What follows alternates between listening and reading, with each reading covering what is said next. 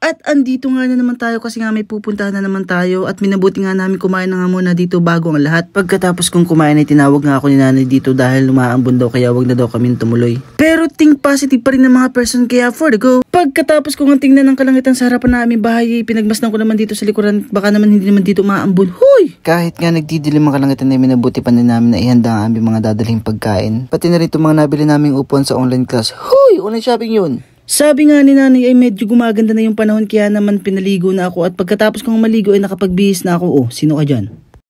Pero pagka minamalas ka nga naman kasi nga bigla na namang umulan, ay patay.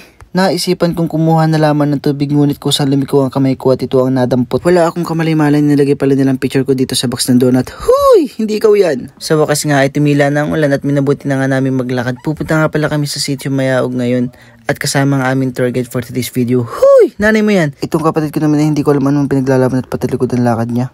Moonwalk yarn. Habang binibideo nga kami dito ni nanay, bigla siyang sumigaw ng pogi kaya napalingon ako at napaturo ko saan kami pupunta. Huy!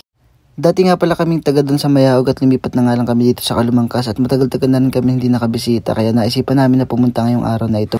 Habang naglalakad nga ako ay bigla akong naalala kung gaano kahirap ang daan namin dati kasi wala pa nga ditong kalsada. Huy! Ba't nagdadrama?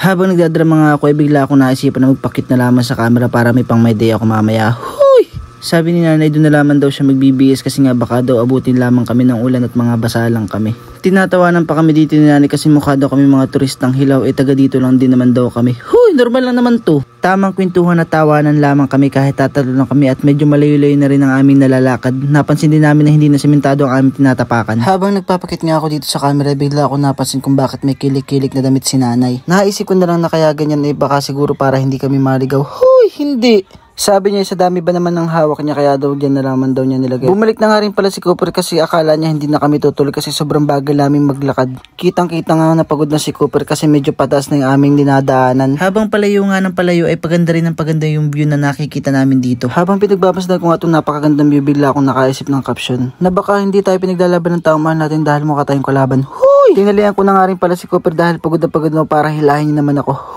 Hindi. Tinatawanan na kami dito ni nanay dahil aabutin daw kami ng siyam-siyam kasi nga tagal namin maglakad. Nagbablog nga kami kaya nga sobrang tagal namin kasi bawat galaw namin ay binibidyuhan namin. Kulang na nga lang ay pati yung pag-ihi namin ay video din namin. Huy! Mula nga rito ay matatanaw na natin ang karagatan dahil medyo mataas na ang parting ito. Nagpatuloy nga kami sa paglalakad ngunit nagbabadya ang malakas na ulan. Kaya pinakawalan ko na dito si Cooper at sinabihan na umuwi na ng bahay. Huy! Paano yun? Nagdadalawang isip na nga kami kung itutuloy pa namin dahil wala pa kami sa kalahati nang bigla na nga lumakas ang ulan. Dahil nga sa sobrang lakas ng ulan na pagdesisyon na ng aming team bumalik na naman ng bahay. Sabi ni nanay dito na kami dumaan sa tabing dagat kasi mas madali daw naman dito. Pero sa tingin ko naman napakahirap din ng daan dito kasi nga sobrang dudulas ng mga bato. Mapapakanta ka na nga naman dito ng heto ako basang huy ba't kumakanta? Makikita ko nyo nga dito na sobrang dami ng bato at naisip ko na lang na pera yan para naman mamotivate ko yung sarili ko. Huy! At nang makauwi nga kami ng bahay ay naisipan na lamang namin na mag-food trip ng kapatid ko. Hindi ko pa nga man lamang nauubos yung kinakain kong gulaman ay bigla na nga naman sumikat ang araw at napagdesisyon nga namin na lumabas ng bahay at dito na nga lang kami sa tapat ng bahay namin pupunta kasi sabi namin kung umulan man mabilis kami makakauwi ng bahay. Abay na trauma. Wala nang ang bihis-bihis ay dumiretso na nga kami ng labas dala-dala tong aming upuan. Parang ang sarap tuloy maglaro ng bato-batuhan dito kasi ang daming bato. Huy! Nang makahanap nga kami ng magandang spot ay sinit up na namin tong aming daladalang upuan. Matapos kong ma-set up tong aming upuan ay bigla na akong nahiga. Huy! Siyempre uupo at pinagmasdan na namin tong napakagandang karagatan. Saludo ako sa lahat ng making isda dahil umulan man o umaraw ay patuloy pa rin sila sa kanilang paghahanap buhay.